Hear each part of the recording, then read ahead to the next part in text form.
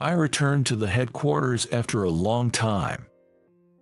But here, there was Manager Mitchell, who despised me. Hoping nothing would go wrong, I opened the door to the sales department. I was happy to reunite with my colleagues whom I hadn't seen in a while. Don't you dare touch my wife. I'll fire you. Mitchell kicked me from behind as he said that. He had always treated me badly and was once again cruel to me. I had been looking forward to working at the headquarters after a long time, but my first day was ruined. The sudden incident scared my colleagues around me. It was at that moment when I was in trouble. It was then that the chairman appeared, accompanied by a group of employees. From that moment, Mitchell's fate changed drastically. My name is Eric. I'm 40 years old, single, and live alone in an apartment. At my age, many of my friends are married. I don't mind the idea of marriage, but it requires a partner. More than my grandparents or friends, my sister Annie, who is more than 10 years younger, keeps nagging me about marriage. Hey, Eric, aren't you getting married? Not this again. It's not that I don't want to. I just don't have anyone. Then, should I introduce you to my friend? I think she'll be perfect for you. She's cute. Every time we meet at our parents' house on holidays, she says things like this. What are you talking about? Your friends are more than 10 years younger than me. Besides, introducing a 40-year-old man, it's disrespectful to your friends. I'm not introducing a 40-year-old man. I'm introducing my wonderful brother. I want you to be happy. All right. I'll take the thought to heart. As my grandparents and I were taken aback, Annie kept muttering to herself, I'm sure you'll get along. My sister is kind and caring, but also meddlesome and a worrywart. Perhaps that's because our grandparents are that way too. Our parents died in a car accident when we were young, and since then, we've lived with our paternal grandparents.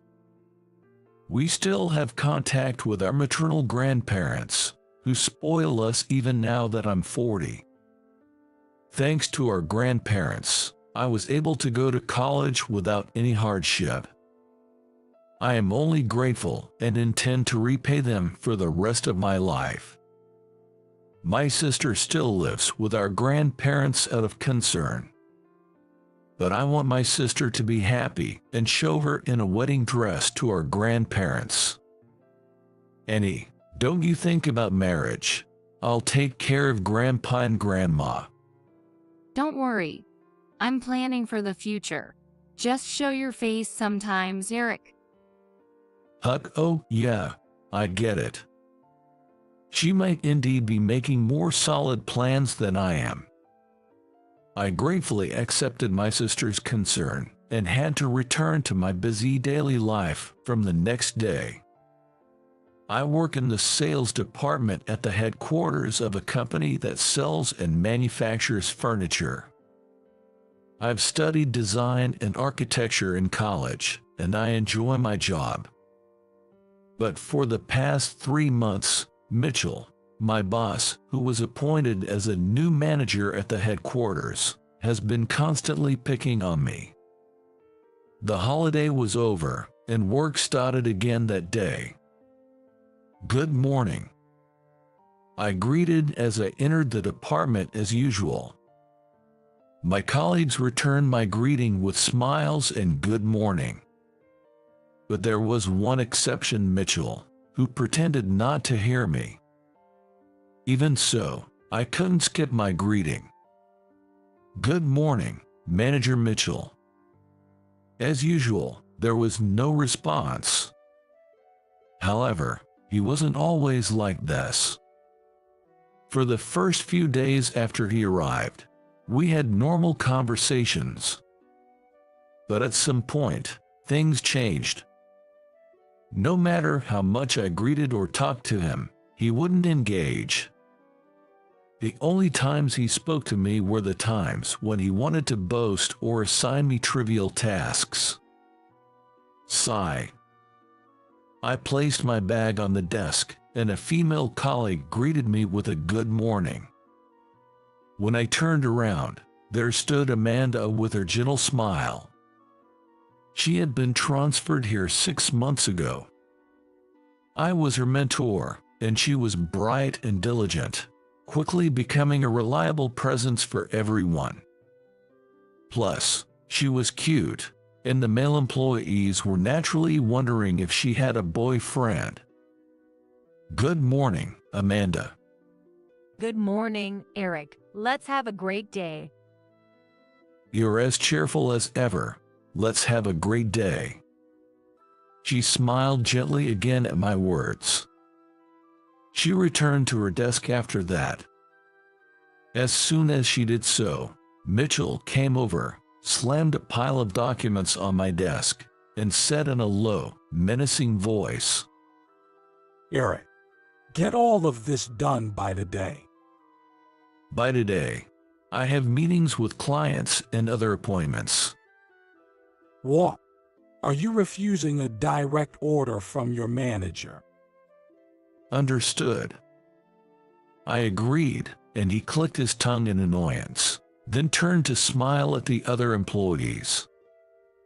I had no idea what I had done to offend him, so I just accepted his orders.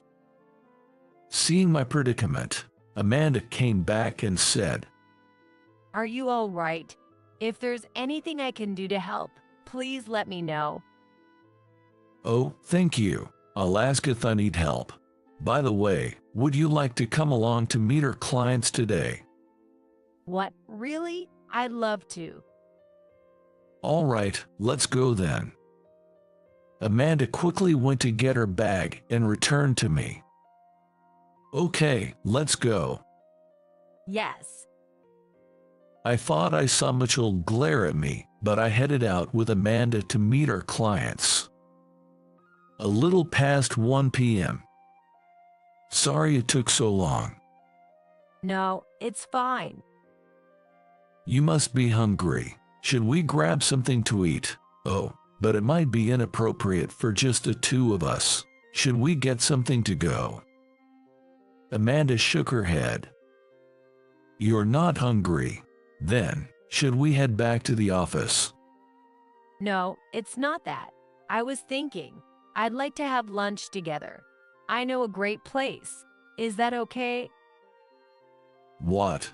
Of course, if you're okay with it, I'd love to. Amanda looked delighted by my response. I thought this from the beginning, but she really shows her emotions easily.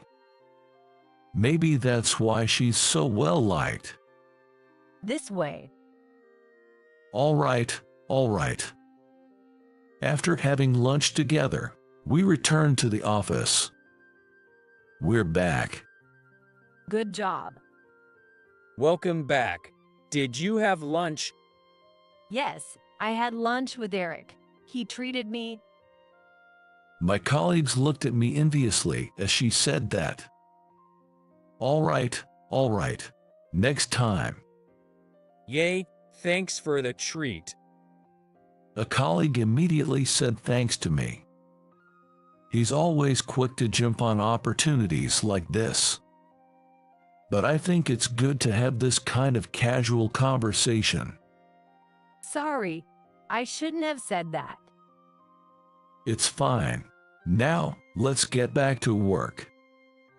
As we were having this exchange, Mitchell suddenly stepped in and smiled at Amanda.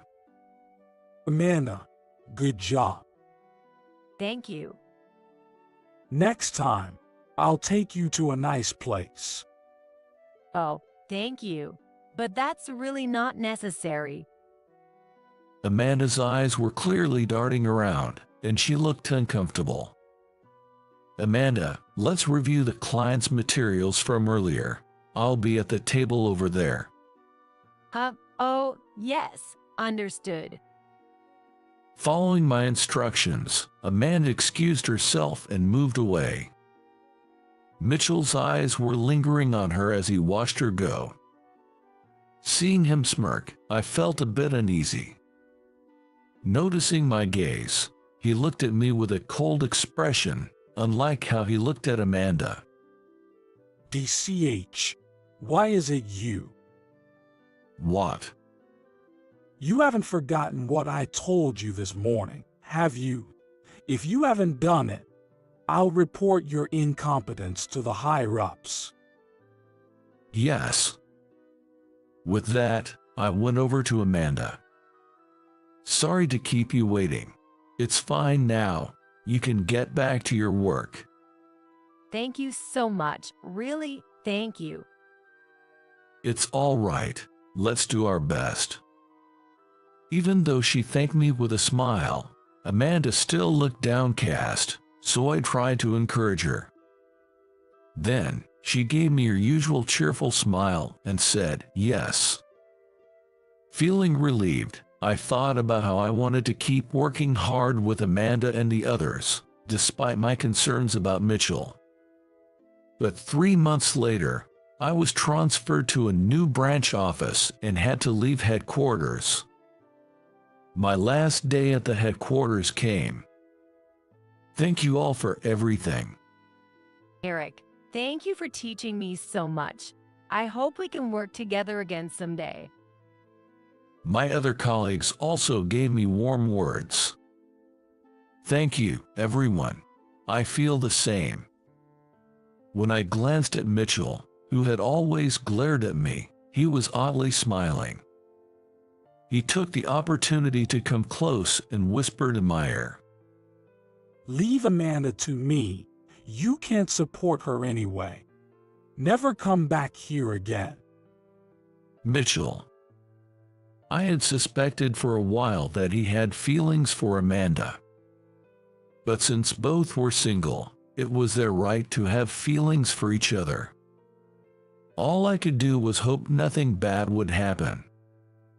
Thank you for everything. In the end, I never managed to get along with Mitchell, but I hoped he would build good relationships with the other employees. That day, on my way home after work, Amanda called out to me. Eric, wait. Amanda, what's up? Can I still consult with you from now on? Amanda trailed off, her eyes welling up with tears. I'll give you my contact info. You can always reach out to me. This wasn't something I would usually say. Maybe it was because I heard Mitchell's remarks. Or perhaps it was because it was my last day, or for some other reason. But Amanda smiled happily at my words. 3 days later, I left the headquarters. 2 years passed. I was transferred back to the headquarters I had left 2 years ago. My work starts tomorrow, and today I'm meeting someone at the nearest station to the office. Wow, this area has changed a bit. I took my time to admire the familiar streets. I had been busy with handovers and moving, so it was nice to finally catch a breath. Then, I heard someone call out to me from behind and turned around. There was Amanda, running towards me.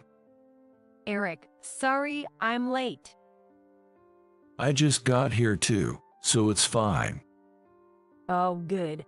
Phew, I'm hot from running. Haha, you didn't have to rush. We then headed to Amanda's favorite restaurant for dinner.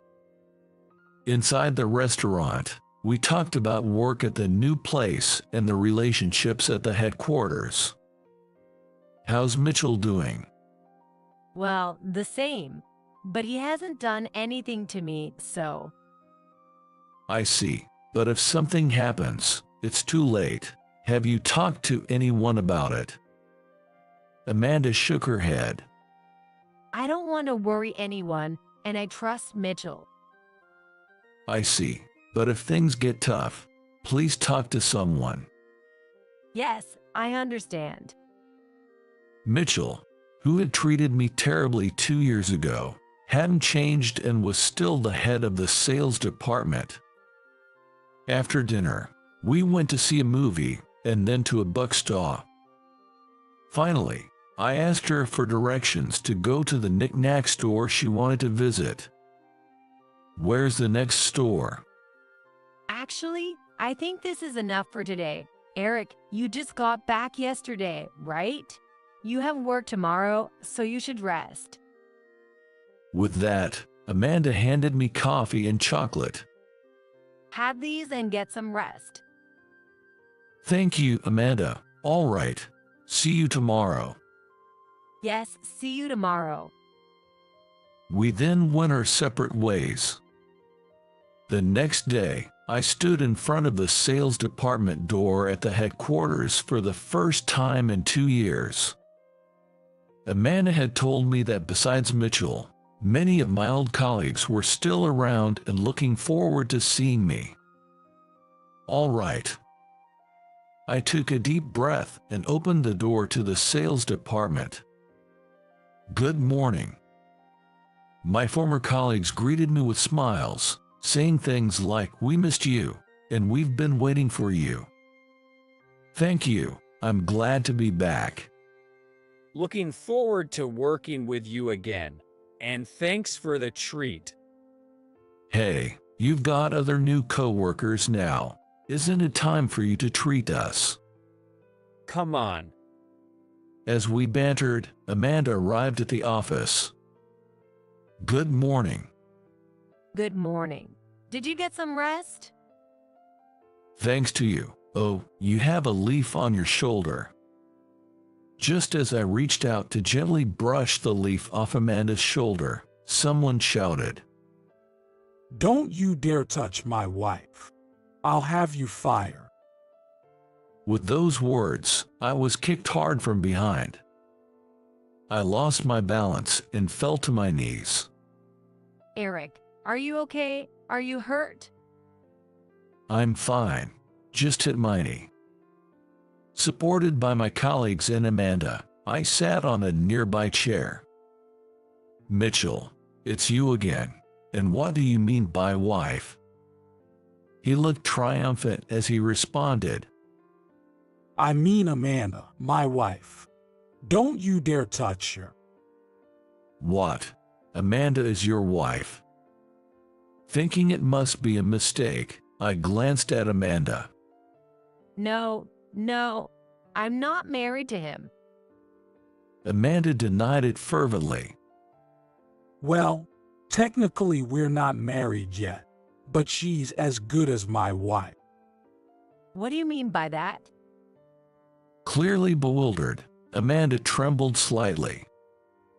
I mean, she greets me cheerfully every day, makes me coffee, and she gave me homemade food the other day. I greet everyone. I make coffee because you get grumpy without it, and the food. You know, the ones you gave me the other day. Hearing his explanation, Amanda seemed to remember, her eyes widening slightly before she laughed. Those weren't made by me. They were from the cleaning lady I sometimes meet. She made them. What? The cleaning lady? No way. It's true. She made a lot and shared them with me. She said I could give them to someone if I couldn't finish them. That's a lie. No way. He began to panic at Amanda's confession. Mitchell, please calm down. Shut up. Shut up. My words seemed to only further agitate him.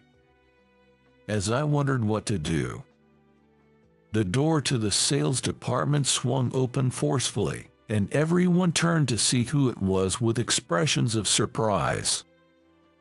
Chairman Tom entered, accompanied by a large group of employees. Tom, good to see you. Tom looked directly at Mitchell and said, Mitchell, I am disappointed in you. What? What are you talking about? Mitchell looked a bit scared, seeing the chairman's unusual expression. And rightly so. Tom and Mitchell had been working together since they were young. They built the company together. Thus, Mitchell was trusted by the chairman and other executives. Mitchell, over the past few years, I've heard nothing but bad things about you, especially regarding Eric. What is going on?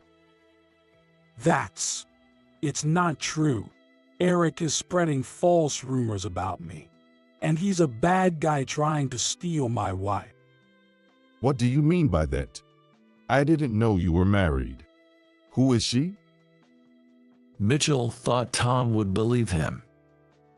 With a bright expression, he said, Technically, we're not married yet, but Amanda is going to be my wife. Mitchell's declaration echoed throughout the department, leaving everyone bewildered, including the chairman.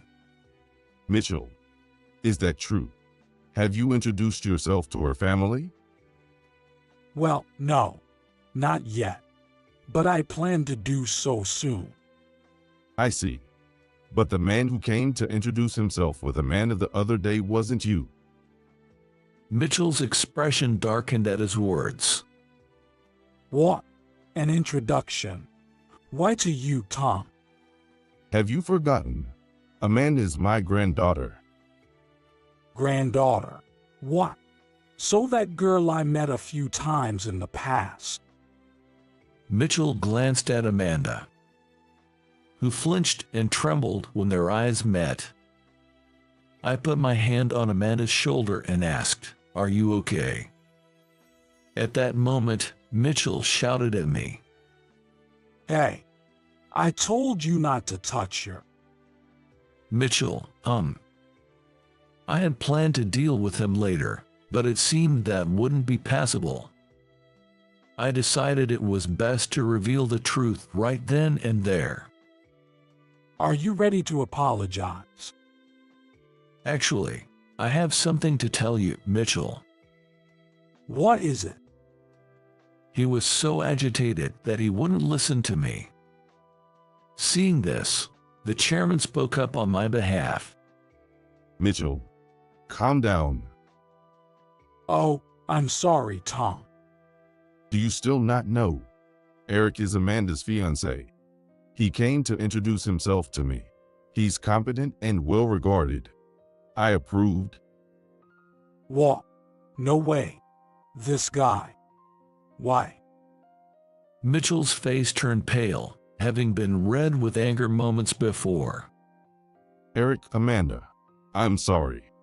I had no idea, Mitchell. Please don't apologize. Tom, you trusted Mitchell. Thank you, Eric. And I'm sorry for having investigated you. Amanda had lost her father when she was young and was raised lovingly by Tom and her mother, who is the company president. Tom had noticed something was wrong with his beloved granddaughter and started investigating. One day, he saw Amanda and me having dinner and going to the movies together. Amanda and I had become close after I left the headquarters 2 years ago and started dating. I didn't know she was the chairman's granddaughter until I proposed and she told me. I was prepared for rejection, but was surprised when he conducted a thorough investigation and approved of me. He found that I was diligent and well regarded at work and treated Amanda well. Her mother also approved. We decided to report Mitchell's behavior to Tom, but he didn't believe us at first and conducted an internal investigation. Despite the bad reports, he remained skeptical. Amanda didn't want to worry her grandfather, but I convinced her to speak up. That's why Tom, knowing I would be back at the office today, brought the employees here without Mitchell noticing. The employees with the chairman were those who had been mistreated by Mitchell. Mitchell, many people blamed themselves at first. not knowing the cause. But recently, we figured it out. What do you mean? You've been saying terrible things to male employees who talk to Amanda and threatening to fire them if they report you. Unbelievable. But Tom, I'm the one suitable for Amanda. My education, my income. Amanda truly loves me. Eric is deceiving her. Mitchell was now crying and shouting, completely losing his composure. Seeing this, I felt a great fear, so Amanda must have been terrified. Sorry, but could someone take him to another room? At Tom's instruction, a few employees escorted Mitchell out of the room. Even in the hallway, Mitchell continued to shout. Every win. I apologize for this. I will make amends for sure. I'm truly sorry. Tom apologized to the employees, and Amanda gently stood by his side. A week later, Mitchell seemed to have calmed down a bit after the incident and left the company, saying, "I'm sorry." Eventually, he didn't return to the company and was dismissed. However, Tom, thinking of Mitchell's efforts over the years, introduced him to an acquaintance's company, where he now works, as Amanda informed me. Amanda, are you all right? Yes, I'm fine. My grandfather is probably more affected than me, but he's strong, so he'll be fine soon. I see. That's good to hear. Mitchell ultimately betrayed the trust of someone important. I hope he won't betray the kindness Tom showed him this time. A month later, something happened in front of the company. Mitchell showed up. Amanda. It's me, Amanda. He caused a commotion at the entrance and was subdued by the security guards, as my colleagues told me. It seemed Mitchell couldn't forget about Amanda. However, when taken to the chairman's office, he knelt before Tom, crying and apologizing. But this time, Tom did not forgive him and seemed to be considering appropriate measures. In the end, Mitchell betrayed Tom twice. Loving someone is a personal choice. But with that freedom comes the need for respect and decency. Mitchell will have a difficult path ahead, but I hope he lives without betraying those who trust him. 3 months later, Amanda and I got married. Today is our wedding day. My grandparents, sister, Amanda's mother, who is the president, and her grandfather, the chairman, are here. Many colleagues and friends also came to celebrate with us. See, I told you you'd be perfect together. Annie, I had no idea you and Amanda were friends from middle school. Well, when I was in middle school, you were studying abroad, so it's no wonder you didn't know. I'm so happy. Annie said this as she hugged Amanda and me tightly. Big brother, I'm thinking of quitting my job at the cafe and becoming a caregiver. I want to be there for Grandpa and Grandma if they need help, and I want to help others too. Annie, you were thinking about that. I've been so focused on myself. I'm sorry. What are you talking about? You've worked so hard to support us. You deserve to be happy. I'll do my best too. Yeah, I'll support you. We lost our parents, but we were blessed with warm and kind grandparents and a caring sister who always looked out for us. And now, by my side, is my loving wife. I am grateful to Amanda, who chose me despite being over 10 years older, and to her mother and grandfather for accepting me. Let's be happy together. Yes. Amanda's gentle smile hasn't changed since the day we met. I was drawn to that smile. and I will continue to protect that smile for the rest of my life.